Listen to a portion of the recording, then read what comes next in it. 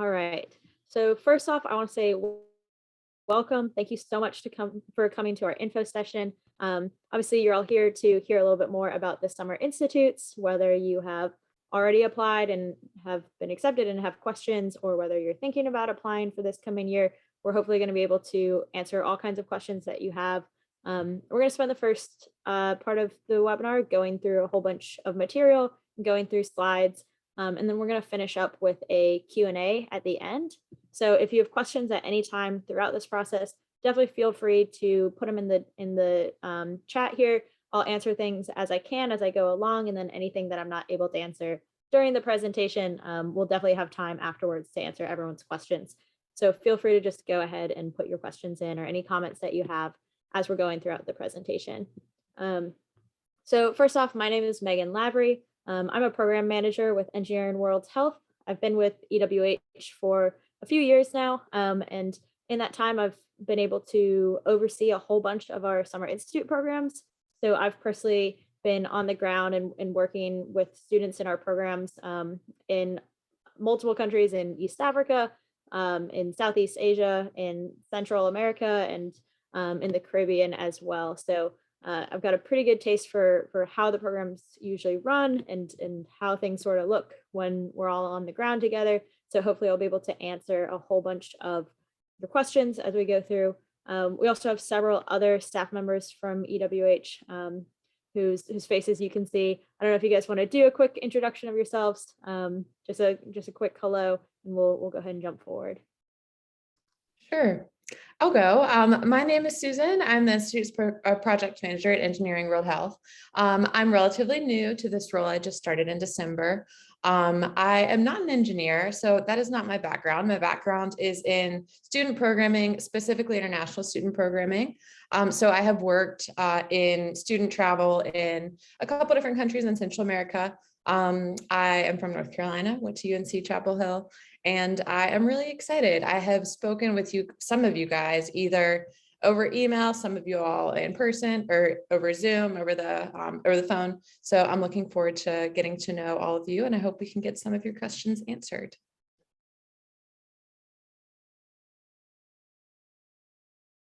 Perfect. Go ahead, Rachel. Sorry. Okay.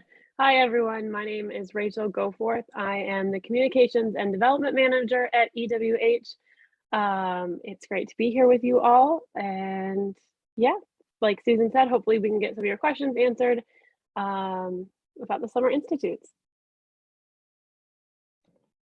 Hi, my name is Cozy Brents. I'm the EWH Operations Coordinator. I mostly oversee our college chapter program and also our KIT program. And yeah, looking forward to this meeting and being of assistance as I can be. Perfect. Amazing. All right. So with that, I want to give a little bit of background. Obviously, you all have a little bit of familiarity with EWH, or maybe you don't. Maybe you were just forwarded this webinar from a friend or a colleague. So a little bit of background about Engineering World Health in general. We're a nonprofit organization that's based out of North Carolina, but we work all around the globe. Specifically talking about the Summer Institutes, we host these programs multiple times per year.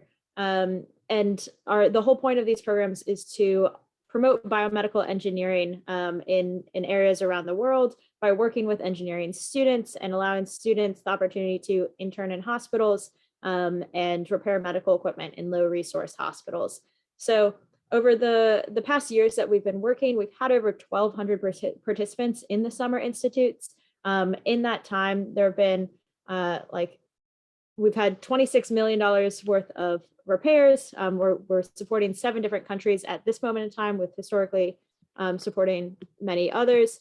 And a whole bunch of, and sorry, my icons are covering the bottom of my screen, but I think we've also done like 13,000 repairs and things along those lines. So why are we doing this? What's the whole point in running the Summer Institutes? Well, in our time as a organization focused on medical equipment and focused on biomedical engineering, we've seen a whole bunch of different scenarios across a variety of different healthcare situations. And one of the situations that we've seen is that in a lot of low resource hospitals, meaning hospitals in low and middle income countries without a lot of access to like train with biomedical technician training programs or other like spare parts and resources and things. We've been finding that 40 to 70% of hospital equipment is out of service in lower resource areas. And that's a pretty staggering percentage of medical equipment to be in healthcare, but not working, right? And so in a lot of the hospitals that we work in, even if the hospital itself has the resources to like hire technicians and things like that to get equipment up and running, it might be really difficult to find like certified biomedical technicians or technicians who are trained specifically on certain devices due to like access to or a lack of access to trainings and all things and all sorts of other problems that we're going to discuss a little bit more in depth.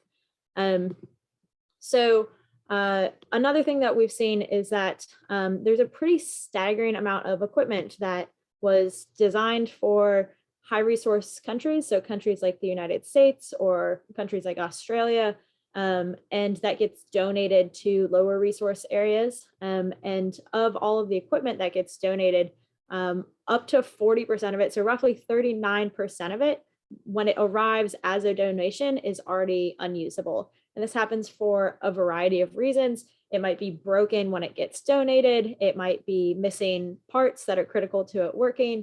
It might just be ill-fitted for the environment. So it might be a piece of equipment that was designed to be used on like power outlets from the United States, which are different from like in-wall power coming like in Uganda.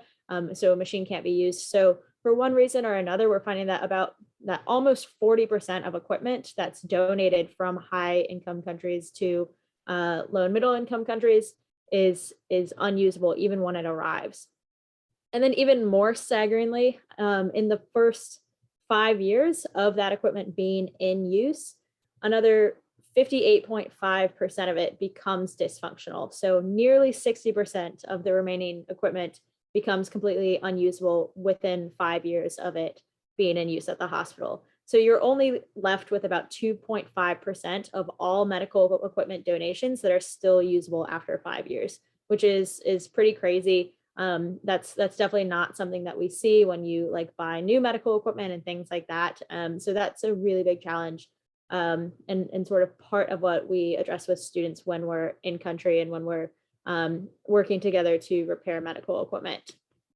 So, and this is happening for a whole bunch of reasons, which we spend a lot of time studying and trying to understand better when we are all in class together and exploring some of these different issues. So obviously, if you think about the impact that has on healthcare and on the health of an entire community, it's pretty enormous, right? Because if you don't have medical equipment that is able to be used and able to be used by healthcare providers, doctors, nurses, other healthcare staff, you're going to end up with patients who can't receive certain types of care. And from there, patients either like if you have a broken leg, for example, and you find that an X-ray in your local community, an X-ray machine at your local healthcare center isn't working, maybe now all of a sudden you have to travel an extraordinary distance or wait a really long time before you can receive treatments. So any sort of any sort of issues going on with certain types of medical equipment is going to have a really negative impact on like how quickly and how efficiently patients can receive treatment without having to travel great distances. Similarly, with that, doctors and hospital staff might have to improvise and use tools that aren't specifically designed for a procedure, or they might not have the tools for a procedure and have to improvise what's sort of making their own. And so there can be negative healthcare consequences, not due to the doctors and staff, but just due to a lack of equipment. With that, you're going to have safety that's compromised, and like the efficiency of the hospital is going to be diminished. And then even further to take it, if you think about the ways that hospitals make money, it's by doing procedures. So if you have a hospital who can't afford to buy new equipment, or who doesn't have the income to be funding a biomedical technician or something along those lines to keep medical equipment up and running, and as a result, they're not able to do certain procedures, then they're also going to lose the revenue from doing those procedures. So if they're normally getting a certain amount of revenue from like surgeries, for example, and they're not able to do that surgery because an electrosurgical machine is down, then the hospital is going to lose even further revenue, and that's just going to further continue this pretty vicious cycle of not really being able to maintain medical equipment and keep all of their equipment up to speed, and being able to provide care in to the standard that we all want to see. So with that comes the next question of, how do we get involved? How do we make this an easier process? One of the biggest ways that we can improve this process is by acknowledging that this is a problem, and educating ourselves, whether we are individuals from a low and middle income country and we're aware of the conditions, but we want to promote biomedical engineering. That is one really great means of like educating communities on the benefits of biomedical engineering, or whether we're from like high income areas and we need to educate our populations better on like making more responsible donations and understanding the environments to which medical equipment is being donated. Because what we see is that like organizations in countries like the US that have a lot of like surplus medical equipment and stuff like this that ends up being donated, it's coming from really well-meaning individuals, really well-meaning organizations who just don't understand the context of the environments that equipment is being donated to. So if you haven't spent any time in a hospital in a low resource area, but you're donating all of your medical equipment to that hospital, you're not going to understand what medical equipment is appropriate, what equipment is not, or what different needs that hospital has. So one of the things that we really hope to do with these programs is educate engineering students, and both on biomedical processes as well as conditions in low and middle income countries and in low resource hospitals. And in that process, with the Summer Institute specifically, you're also able to service existing equipment. So some of that equipment that is already out of use, students will be able to get hands-on with. You'll spend some time learning about the procedures on how to service that medical equipment, and really have time to get some of that up and running and take a little bit of that burden off of the healthcare facilities themselves. And then finally, after you've gone through some programs like this, we hope that you have a much better understanding of the different environments that medical equipment needs to be designed for. So if you guys are biomedical engineers, or if you're other types of engineers, we hope that you come out of this program with a much broader, like global understanding of different conditions around the world and how widely products need to be designed for, rather than just designing for like high income countries. We can design pieces of medical equipment that is better suited to fit communities internationally. So from that sort of takes us to the 2022 Summer Institutes. Obviously, it's been a really big year. It's been, or not a big year, but the past couple of years. So for 2022, we're really trying to get just a few programs up and running again. Historically, we've run programs in countries all over the world, but this summer, at least in the Northern Hemisphere summer, we're planning on running programs in Guatemala, in Rwanda, and in the Dominican Republic. So these are happening from June to August for Guatemala, from May to July for Rwanda, and from May to July for the Dominican Republic. So with those, what happens in a summer institute? So basically it's a 2-month-long program. As you can see from some of these dates, it takes up the entire summer. And in those 2 months, you will spend the first month with us learning about going through like technical training and language training. And this all happens in country. So the entire 2 months is in whichever country here that you have applied to. And that first month is going to be spent doing trainings. So language training as well as technical training on how to fix medical equipment. For Guatemala and the Dominican Republic, the language training is going to be done in Spanish. And for in Rwanda, the language training is going to be done in Kinyarwanda. So, and possibly a little bit of French. So it's a pretty important process. You know, if you're not from one of those countries, you probably won't become fluent in the languages, for example, but you will learn like medical terminology. You'll learn how to get around in the hospital, how to greet people, how to become at least basic conversational and capable and competent in a hospital setting where not everyone is going to be speaking English. Similarly, and then finally in the second month of the program, that's when you guys will be placed in small teams of 2 to 3 students and be placed in a hospital somewhere around the country for about 5 weeks. So you'll be placed in a really small group. You'll be placed in another city in most cases, and you'll spend time there working pretty independently to apply the lessons that you learned in the first month and to get hands-on and work with hospital staff and prepare medical equipment. So I went into a whole bunch of detail on this already, but during the first month, we're really going to be focusing on the operation, the function, and the design of medical equipment, both for lab equipment and for equipment used in like open practice.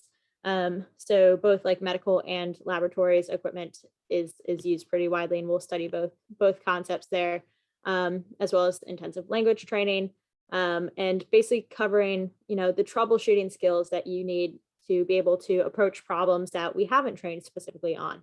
So you can almost guarantee that we will come across things that you have never seen before and that we didn't cover in training, because it's in 1 month, it's impossible to cover every piece of medical equipment, right?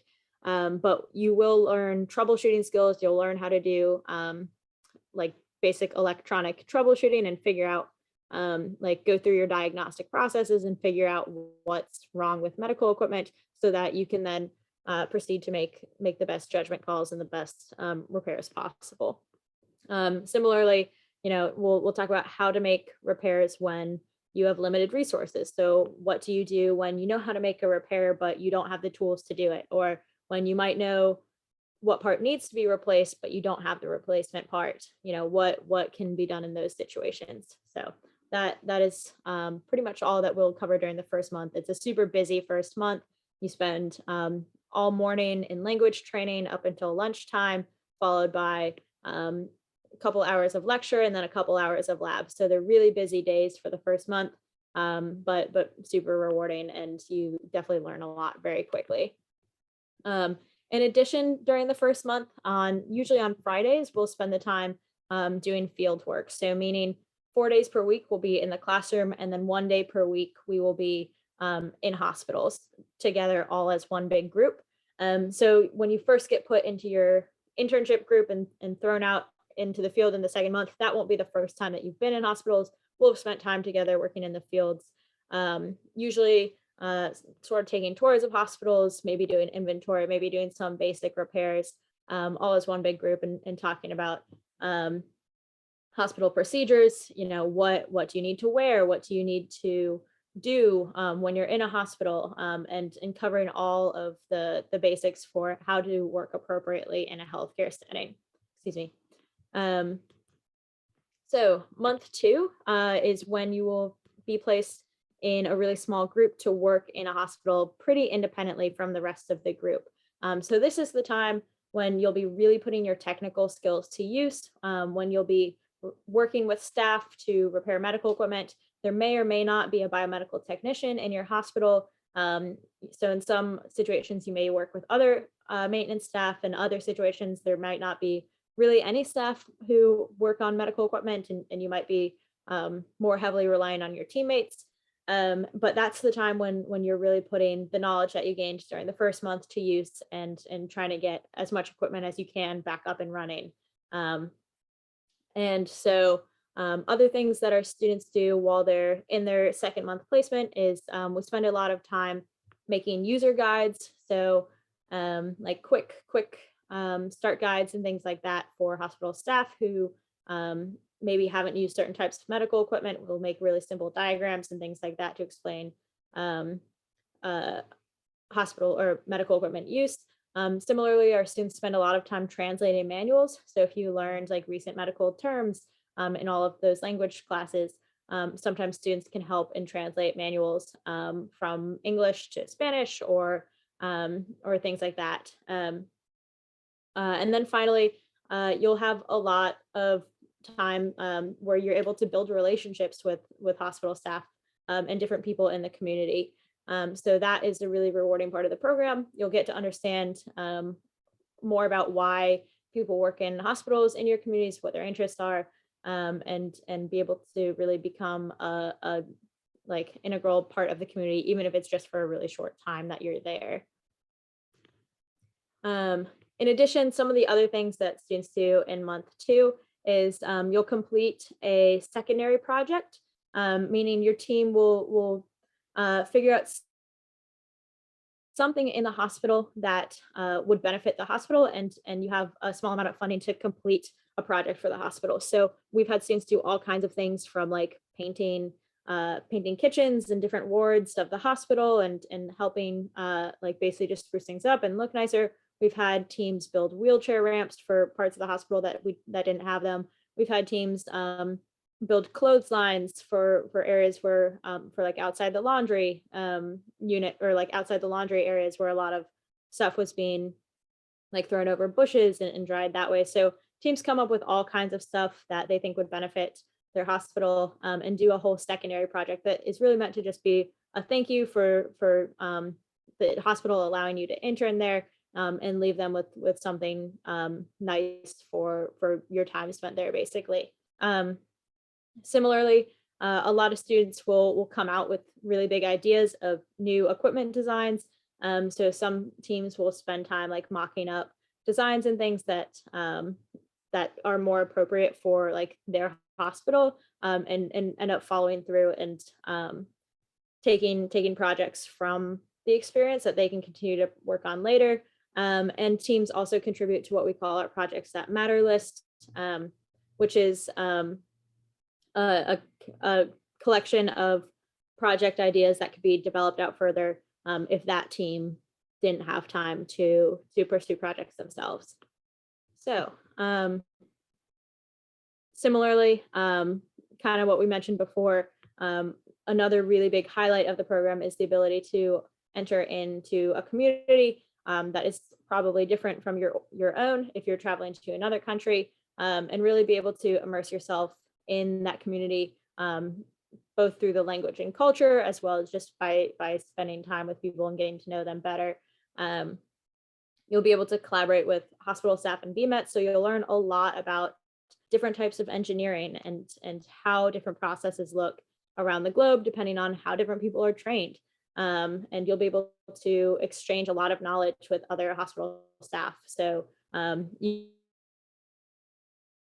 might learn a ton about certain pieces of from staff who've done it over and over and over again, and you might be able to contribute back some knowledge as well, learned in the first month. So and then finally, people also do like to spend the time on weekends and things like that, potentially traveling around the country, or seeing different sites that are in their communities locally. And so, you know, tourism is generally not a bad thing that people experience in the programs as well. So you might have questions about, you know, what does the level of support look like when you're in the country? And basically, so you will have access 24 hours a day to an emergency hotline from EWH.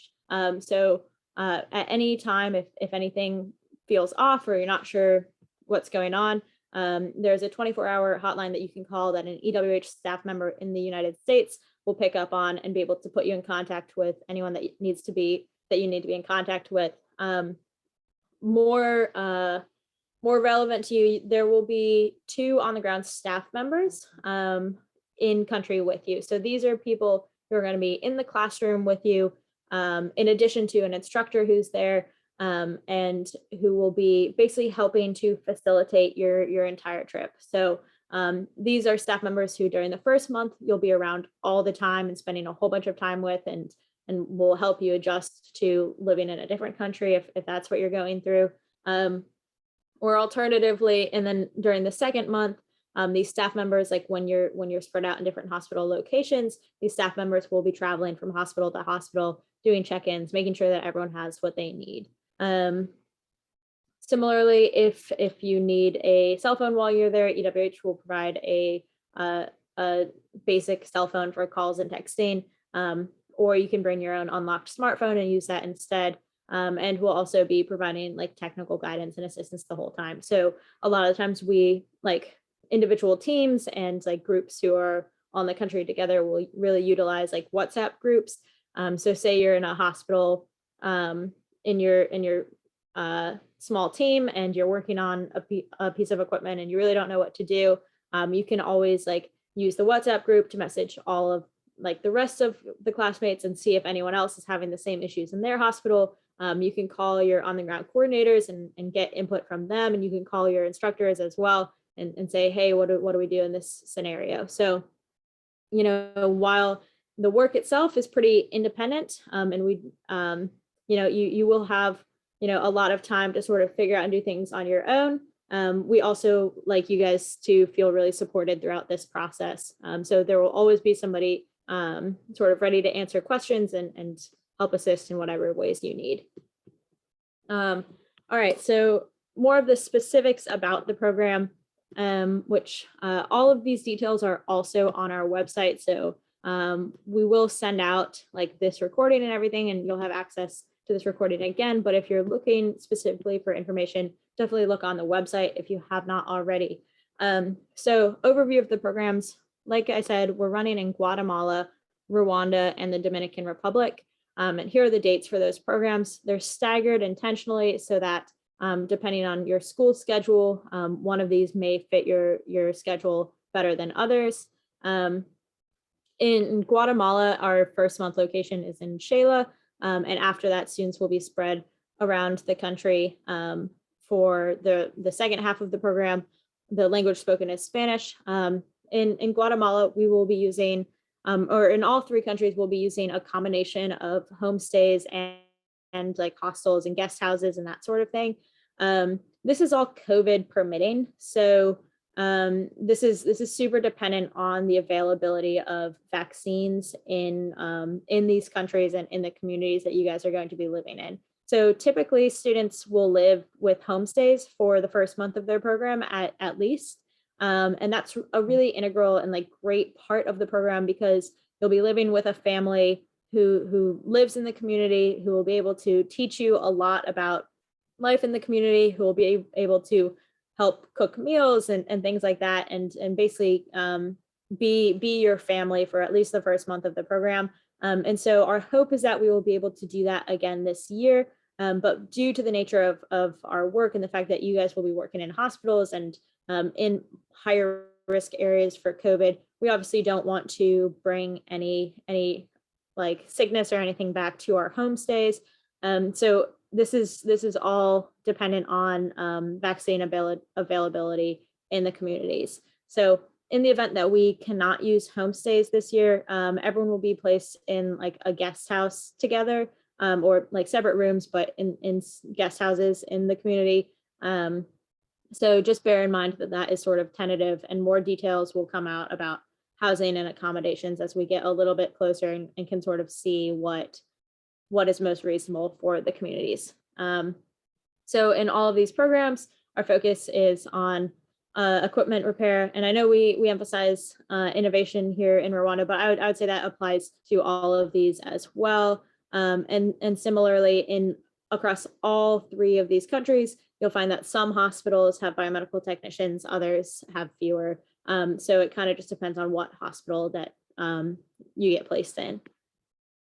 So there are 2 deadlines to apply for EWH for the Summer Institutes if you haven't already. The first deadline has passed. Obviously, we are beyond December 4th. So the next deadline is February 1st. So if you're thinking about applying and you haven't done so yet, you really want to be sure to get your application in by February 1st, because that is the next deadline. And so in that application, you will need to submit transcripts, you'll need to submit a letter of recommendation, and you'll need to submit several short essays. So just go ahead and plan for that. Plan to spend a little bit of time on it. It's not a super extensive application, but you do want to put a little bit of effort in it and make sure that you're showing what you have to offer the program. So try not to leave it until the last day, but you do have until February 1st to go ahead and get your application done if you are interested. So in addition, if you have any questions about like the application process, there's contact information on all over the website, and you can reach out to us. And there'll be contact information at the end of this slide deck as well, where you can ask any questions. So I know everything is sort of up in the air with COVID-19. We all want to know sort of what's going on with that. And as you can imagine, and as you've all heard for the last 2 years, basically our answer is we're going to have to see as we get closer to the program, and there might be changes to our program structure and things like that, just depending on, you know, different variants that might come out and the evolution of the pandemic that we're in. So the first thing that I will say is that, like, all of these programs, while we are going full force and planning on running all these 3 programs, they are still tentative just due to the nature of COVID. So if anything needs to change, if we need to cancel a program or make significant changes to it, that is a possibility. So just something to be really mindful of, because we're in a global pandemic together. I think you're all sort of used to that at this point, but something that we do want to mention. So we will be making like final calls as to whether or not we're going to continue planning on running a program or make any significant changes by March 1st. So until that time, we're not going to require any payments from students until some of those really final big decisions are checked off and cleared. And decisions will be made on like a country by country basis. So if for some reason something is happening in one of the programs that's not specific to the other ones, and we have to make a really big change in one country, that doesn't mean that we'll have to make big changes in the other countries that we're running.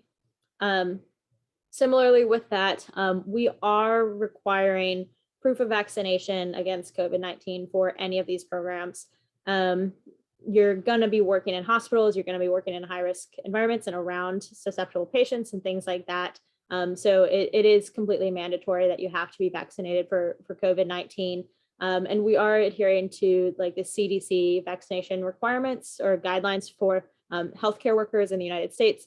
And so I believe most recently those say that if your current vaccination is more than 5 months old, you do have to get boosted. So we will need to see proof of a booster on top of like the first 2 vaccinations if they're older than 5 months. Just you can, if you have specific questions regarding that on a case-by-case basis, we're more than willing to talk to you and sort of figure out the setting, but that is something that is going to be mandatory for all participants. And then finally, after the programs, there's a whole bunch of opportunities that open up for students. So you can participate in alumni specific programs, whether those are virtual or in person. You can come back, like after you become a student, you become eligible to come back and potentially work as an on the ground coordinator. So you become eligible to apply for those positions and to lead the programs future on or in later times. And if you want to read about any of like the student experiences of past students, we have like blogs and all kinds of media that is on our website that you can access. So similarly, if Summer Institute is not what you're interested in this year, but you still want to be involved with Engineering World Health, there are other ways to get involved. We have chapters at universities all around the world, and you can see if your university has a chapter. Chapters are a really great way to get involved with your local community, get involved with people in your school who are interested in global health and who are interested in engineering for low resource environments and work on projects together. If your school doesn't have a chapter, it's really easy to start one. And there's all sorts of resources for starting a chapter on our website, and you can contact us directly about that process as well. And chapters can also compete in our annual design competition where basically you can win money to continue your project or to contribute to your chapter or anything like that. So if the Summer Institute isn't looking like your path this year, but you still want to be involved with EWH, that is the quickest and most localized way that I would recommend getting involved. with that, we have a whole bunch of ways for you to keep in touch. Obviously, there's our website with our information on it, but we're also on most of the social media. I think the only social media platform we don't have is a TikTok, and I don't anticipate us getting one, but you can follow us on Facebook, LinkedIn, Twitter, Instagram, and follow us for updates there. So with that, I really wanted to open up the floor here for questions. And then also we've got our email down here if you come up with questions later. But yeah, I'm gonna start in the chat, but if like at any point you have something that you want to just ask directly about, you may. So Veda, I saw that you raised your hand. Do you want to ask a question real quick? Yeah, that would be great. Thank you so much for that introduction. It was really nice hearing about the program. I was just wondering if you could speak a little bit more about the homestays or the hostel and the living situation.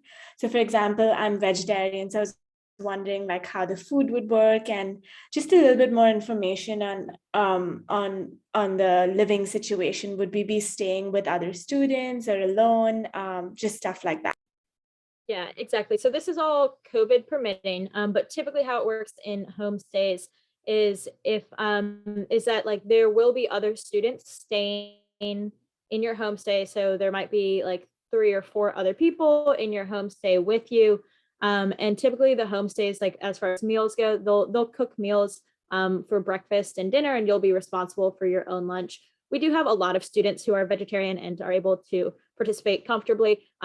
With that, we do ask you to put, like if you're accepted into the program, we will ask you to put like your dietary needs and everything into your like intake form. So there will be a space for you to like declare all of that so that we can make sure that your homestays are aware of any dietary needs or concerns that you have. But we do have vegetarians, for example, participate all the time. You'll find in some countries it's a little bit trickier than others, and we can sort of talk about that on a case by case basis if you're concerned about like any specific needs that you have with living in a homestay or with being able to eat certain foods or anything along those lines. We're definitely willing to answer specific questions. In terms of like the accommodations in the homestay, usually it varies kind of depending on the homestay, but generally it's a shared bedroom with a couple other students. Everyone has their own bed, obviously, and like all students are separated by gender. So like you would only share a room or share a homestay with other female students if you're female, or male students if you're male, and everyone has some space to themselves and things like that. But the homestays vary kind of depending on what the family is what the family's home looks like. And so homestay information, like a lot more of that will come out. So when you're accepted, you'll receive 2 very large packets of information from us with all kinds of details specific to the country that you are traveling to. And homestay details in particular will come out during like in the second packet. So basically in the month leading up to the program, you get all kinds of detailed information about like the family that you're with, to the extent that we can. Granted, again, this is all COVID permitting. So if we need to sort of restructure and jump into more of like a guest house scenario, we would have students still sharing rooms. So you'd probably share a room with 1 other student, and everyone would have like an individual guest house room, or if you're not familiar with the term guest house, it's basically a hotel where we can all sort of live in a community together and still talk together and meet up and everything like that. But we wouldn't be living with families within the community. Indra, do you have a question?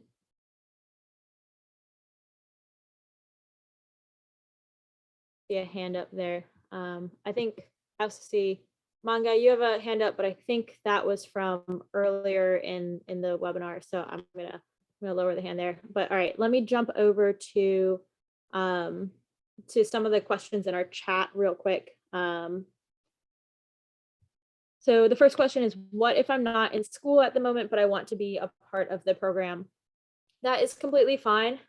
So our program is open to undergraduate students, graduate students, and young professionals. So you don't strictly have to be a student to participate in the program. Most of our programs are like most of our participants are undergraduate and graduate students, but we do get plenty of like young professionals who are interested in the program. So yeah, definitely feel free to still send in your application if you are like if you're in the workforce, but you're still interested in participating. Then we have another question about costs. So yes, so the programs, we do charge tuition for all of these programs. So with that, that covers most of your costs while you're in country. So you're in that cost is all of the training that you go through and having an instructor and coordinators and everybody on site with you. It's your housing is included, your homestay, and like if you're getting meals through your homestay, like those meals are included. All of the travel that's related to the job is included. So if you have to, so like getting to and from the airport, like all that sort of stuff is included in that cost. The things not included are like if you're doing independent travel to do an excursion on weekends or something like that, that is not included in the cost of tuition. But in terms of financial assistance, we do offer financial aid. And so this is a separate application that you can put in with your application to the program. And like financial aid is often offered to students. What I will say is at this point in time, we are not offering full financial aid to really any students. So we are offering partial financial aid to many people, but full financial aid to very, very few, if any students. So that is something to keep in mind is if you're looking for full sponsorship to participate in the program and you would need assistance for like getting into the country and flights and everything like that, that is something that we won't be able to provide this year. It's just not, it's unfortunately just not really possible for us as an organization. But we do offer financial aid as far as the cost of tuition goes to a lot of students. So if that is a concern for you, definitely feel like definitely apply for financial aid and feel free to answer and feel free to reach out so that we can answer questions on a case-by-case basis as well. Okay, scrolling down a little bit further. So this is a question from a student in Rwanda. Is it possible to attend this summer institute without moving from my country? It is possible. This is something that we are still working on a little bit. And so previously we have held programs with like Rwandan students in Rwanda. And it is something that we're looking to do again, but I know sometimes the schedule comes in conflict with different schedules of students in Rwanda. So do go ahead and submit an application or send us an email saying that you're interested and we can talk about this with you as well. And this is something that we'll have a little bit more details on in a little bit. But yes, and if and piggybacking on the last question about financial aid, if you need financial aid for the application fee, which I believe is Victoria, can you tell us what the cost of the application fee is real quick? $25. $25, yeah. So if you need financial aid for that $25 application fee, like please email us and let us know and we can discuss that as well. Okay, so scrolling down a little bit further in our questions here.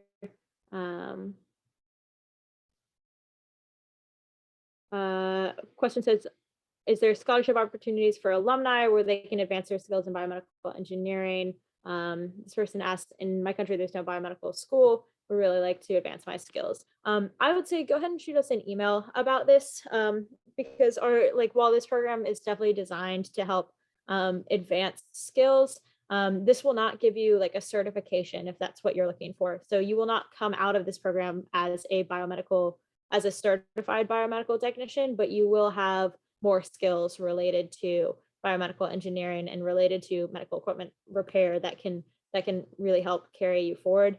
And so, yeah, as far as like schools and individual countries go, it's a really big question, and that's one of the many challenges that like we're sort of trying to help bridge the gap with. How do we as individuals, as engineers or as individuals, promote biomedical engineering in areas that maybe don't have it. And so one of the ways that you can help do that is after one of these programs, is really becoming an ambassador and an advocate for biomedical engineering programs and promoting how useful they can be in hospitals. But that is easier said than done. So with that, if you have like specific questions about where you might be able to get training for certifications and things like that, you can send an email and we might be able to help point you in the direction of resources around you. Okay. Does EWH have any age restrictions? You do have to be 18 years or older, so you do have to be a legal adult. In the United States, that age is 18, but in a couple other countries that varies. But you do have to be a legal adult to participate in the programs. So that is one age requirement, but there's not a maximum age limit. Next question, approximately what amount of time do students spend fixing devices versus translating manuals versus educating staff members when in the second month of the hospital? Is it possible to not have work to do / devices to fix? And if so, are students transferred to another hospital? Great question. So I won't give you a percentage of time for one versus the other because it varies super widely depending on what your hospital's needs are and how comfortable you as a group are with technical repairs. So yeah, the day can be spent doing all kinds of different things. With that said, like there is always a lot to do. And so if you're not like, if there's not a big stockpile of medical equipment that needs to be fixed, which oftentimes there is, sometimes like medical equipment will break and will like come up as you're in your time there. So like day to day, you could have 3 things break in a hospital and you spend all day fixing those, and that goes into the next day. And like you might be in a very fast-paced hospital where equipment is just coming in nonstop, or you might be in a hospital that's smaller, has a little bit less equipment, and you might spend like 3 or 4 days working on the same piece of equipment, like really trying to get it working because it's a more difficult repair. Or you might spend time doing things like translating manuals because maybe there's a whole bunch of equipment that is working, but it's not in use because people don't know how to use it because the manual wasn't written in the local language. So that might be a time that you spend translating manuals and working with hospital staff. We've had students do like specific like trainings on different types of medical equipment or on like their experience as a whole in the hospital with hospital admin and things like that, and be able to give feedback to hospital admin. The other big thing that students will spend a lot of time doing is the secondary project that I mentioned. So a lot of teams like who maybe have less medical equipment will put a lot of energy and time into their secondary projects, which I've seen some really, really impressive things come out of different groups, teams who have built basically entire like sheds and entire things for like generators to power different portions of the hospital, teams who have like worked on improving the oxygen supply in hospital, and like so that hospitals weren't entirely dependent on like oxygen tanks and things like that.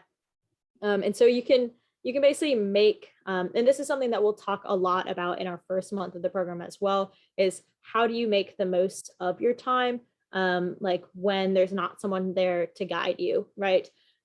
So in the rare situation where you're placed in a super small healthcare center or a clinic or somewhere like that, and like maybe they don't have a lot of equipment to fix, what will sometimes happen is like you'll have your primary health site that you're working at, and then you'll also do like excursions to other smaller clinics in the area.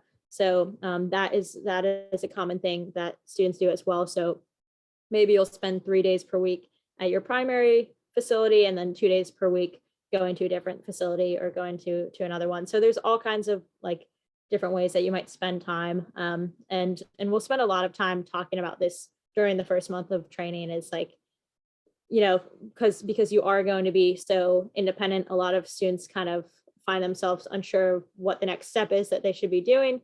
But there is pretty much always a lot of stuff to be done, even if it's not like glaringly apparent right away. So, okay, it says, how many students will be in each country? How many students will be learning in the first month training? So it's roughly 20 students per group. This varies a little bit, but a typical class has about 20 people in it. So they're not huge groups. Sometimes the program is a little bit bigger, sometimes it's a little bit smaller, but that's the rough, like a very rough number of how many people might be in class altogether. Okay.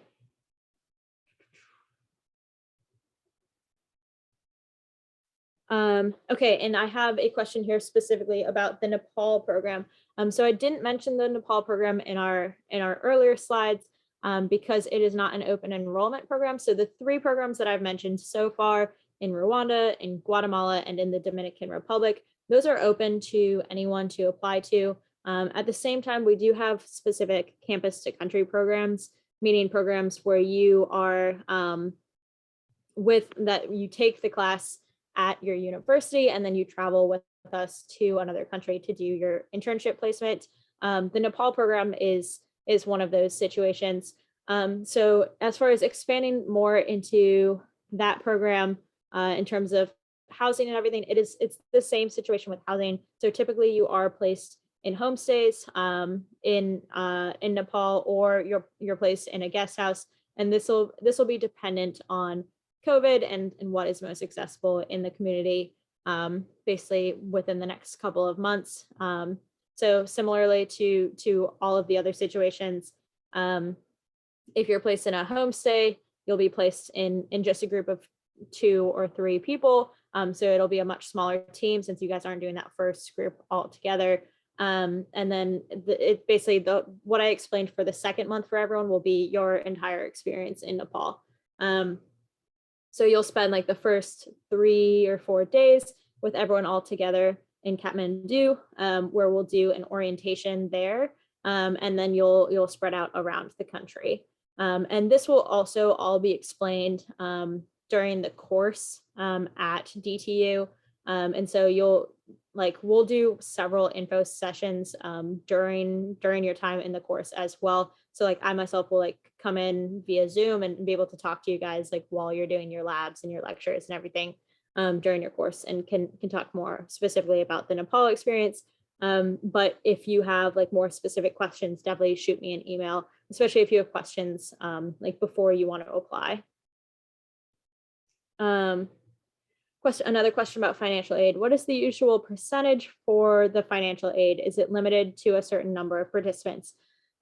So we do have a limited amount of financial aid, and it is based off of financial need. So it is not based on like merit or scholarship or anything like this. It's financial aid based on financial need. So with that, I don't know that we have a usual percentage for student, or I'm hesitant to give a usual percentage right now, but I will say that it is sort of given out on a rolling basis, so it's tempered a little bit, but if you get your application in earlier, and we haven't been giving out financial aid yet, we will have a little bit more of it to give out. So that is something that we're pretty transparent about, is the earlier you apply, the higher chance of like receiving financial aid you might have. So it is something to keep in mind. Similarly, how many students next question, how many students are placed in a hospital together for the second month? 2 to 3 students. So it is a small group. Let's see. Have you had electrical engineers complete in this program in the past? How have they fared versus biomedical engineers? Yes, good question, important question.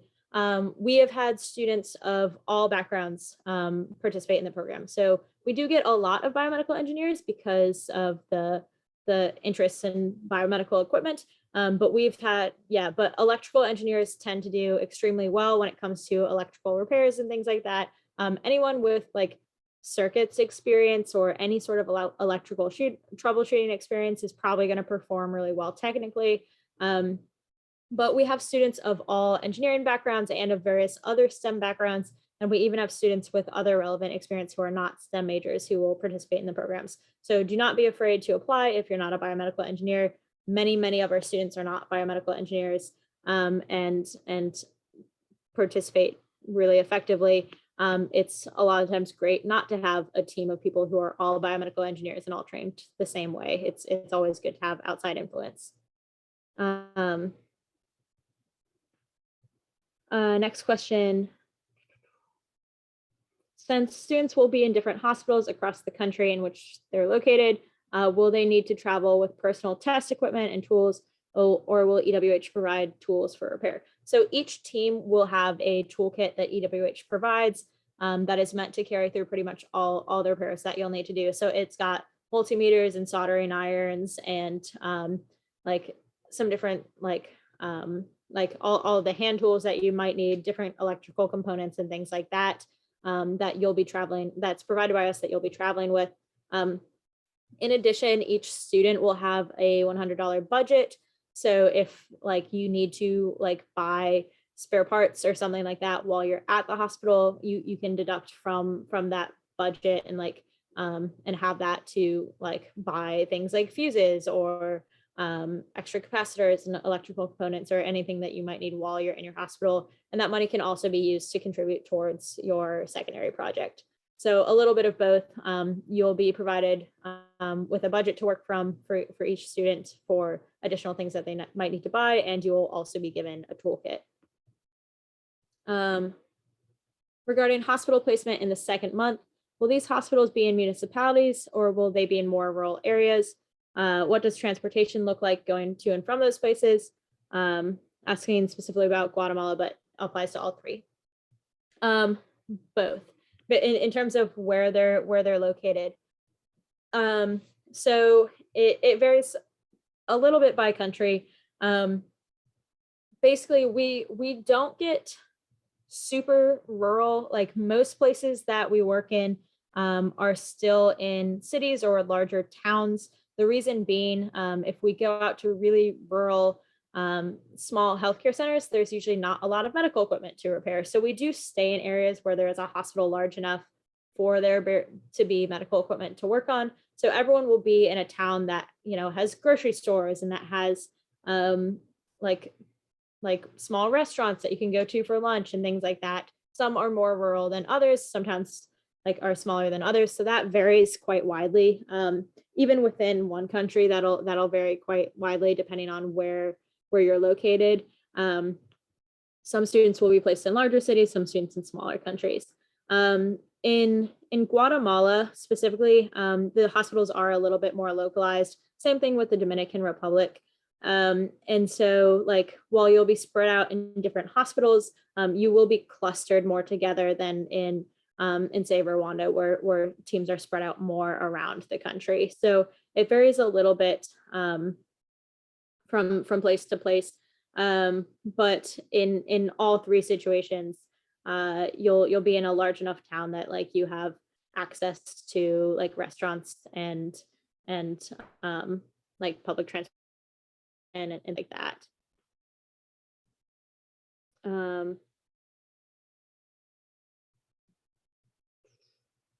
Here's a question about the recommendation letter, and I think I might need a little bit of elaboration. So it says, I already answered that. Okay, So, perfect. yeah. Thank you.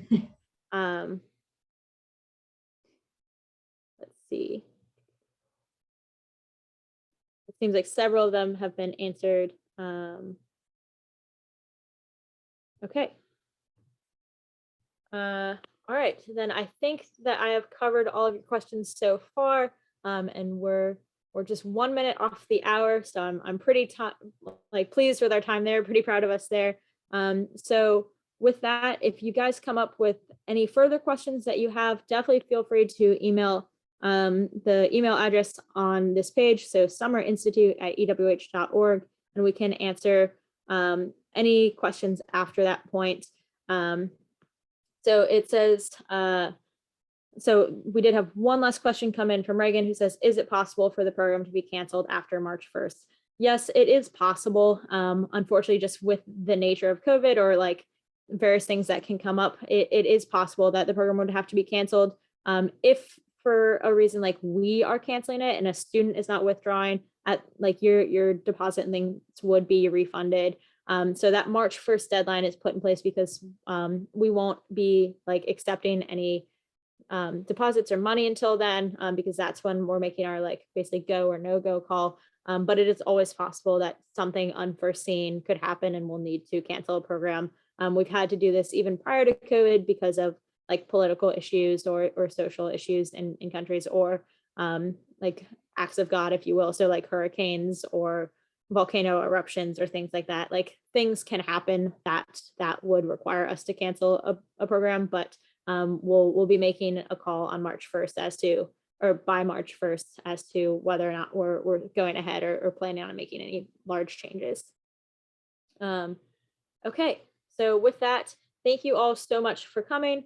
We really appreciate you being here. I hope that it was helpful and you got a bunch more information. Definitely feel free to reach out if you have any more questions. So thank you all.